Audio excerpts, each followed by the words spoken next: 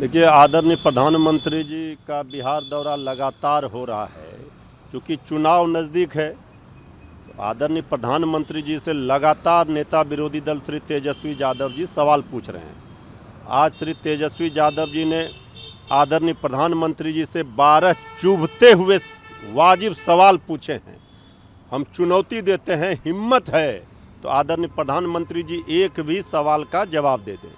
12 सवालों का तो जवाब दे नहीं पाएंगे, एक भी सवाल का जवाब दे दें। इधर उधर की बात करेंगे, 2005 के पहले का कहानी बताएंगे।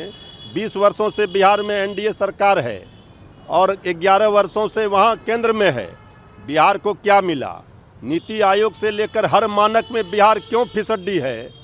अपराधी राज कायम हो गया है बिहार में, भ्रष्टाचार की भरमार है, गोलियों की बौछार है। इस पर भी आदरणीय प्रधानमंत्री जी बताएंगे।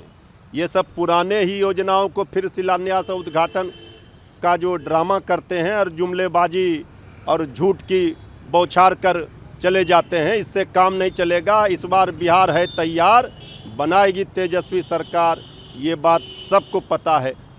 5700 करोड़ के प्रोजेक्ट को भी लॉन्च करेंगे। वैशाली द्वेरिया रेल लाइन भी उसमें इंक्लूड है। अरे वहाँ पर सारण प्रमंडल में आदरणीय लालू प्रसाद जी ने जिस तरह से काम किया था रेल मंत्री रहते हुए, रेल चक्का कारखाना आज तो विदेशों में वो जा रहा है। आदरणीय प्रधानमंत्री जी वही सारी 2015 से लेकर अभी तक जो पुरानी योजनाओं का शिलान्यास और उद्घाटन करते हैं, उसी को रिपैकेजिंग करके फिर वो करते हैं। अरे बिहार को पटना यूनिवर्सिटी का सेंट्रल यूनिवर्सिटी का दर्जा तक नहीं मिला, विशेष राज्य का दर्जा नहीं मिला। अपने 200 भाषणों में 2015 से लेकर आज तक, आज के पहले तक 200 भाषणों में आदरणीय प्रधानमंत्री जी ने जो जो वादा किया, जो जो बातें कही, वो सिर्फ अवलोकन कर लें, इससे शर्मिंदगी महसूस होगी आदरणीय प्रधानमंत्री जी कि आपने कितना झूठ की भरमार की है। National commission for schedule caste notice भेजा है बिहार चीफ सेक्रेटरी को। लालू यादव के कंट्रोवर्सी भी देखिए, जब बिहार चुनाव में एनडीए को, हमारे विरोधियों को कोई मुद्दा नहीं मिल रहा है, तेजस्वी यादव जी के सवालों का जवाब नहीं मिल रहा है, तो इधर उधर की बात करके प्रोपगंडा फैला रहे हैं। अरे आदरणीय लालू प्रसाद जी तो अम्बेडकरवादी हैं। बाबा साहेब भीमराव अम्बेडकर की प्रतिमा को स्थापित किया पटना में। आदरणीय लालू प्रसाद जी को अगर कोई ये कह रहा है, तो जो लोग बाबा साहेब अम्बेडकर को मानने वाले हैं वो सब इस बात को विश्वास नहीं कर सकते। लेकिन पार्लियामेंट में, सदन में केंद्रीय गृह मंत्री आदरणीय अमित शाह जी ने किस तरह से अपमान किया बाबा साहेब का, ये देश दुनिया ने देखा। पहले वहाँ माफ़ी मांगे, सारे चीज़ों का जवाब दिया जाएगा। लेकिन जो अम्बेडकर को मानने वाले हैं वो लालू प्रसाद जी के साथ हैं, और अम्बेडकर साहब को, बाबा साहेब भीमराव अम्बेडकर साहब को, उनके विचारों को, उनके द्वारा जो आरक्षण की व्यवस्था की गई थी, उसको आदरणीय लालू प्रसाद जी ने किया है, आगे बढ़ाया है। ये लोग तो विरोधी हैं। लेटर को लेके क्या कहेंगे?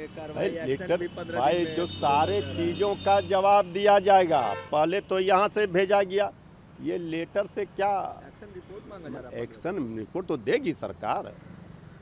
जहाँ पर दरभंगा में गांधी जी का मूर्ति को किस तरह अपमान हुआ, वहाँ ढक दिया गया बालू से, तो उस पर भी मांगे ना रिपोर्ट। ये सिर्फ जो प्रोपगंडा खड़ा करने का काम किया जा रहा है कि तेजस्वी यादव जी के सवालों से कैसे बचना है, तो बाबा साहेब भीमराव अम्बेडकर का प्रोपगंडा खड़ा करना उनके नाम पर, इसका जवाब तो जनता देगी, अम्बेडकरवादी लोग देंगे।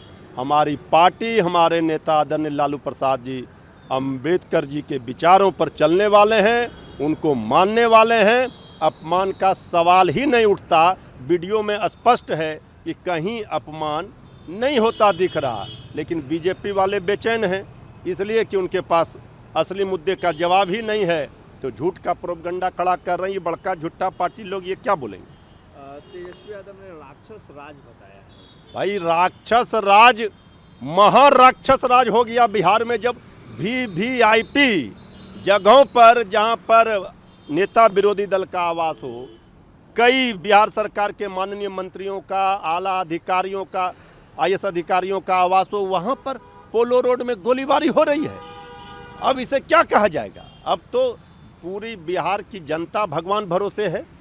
सुरक्षा ये सरकार के रहते अपराध कम नहीं हो सकता, ये तो स्पष्ट दिख गया कल जो घटना घटी है गोलीबारी की। तेजस्वी यादव जी ने एकदम साफ कहा है ये राक्षस राज है।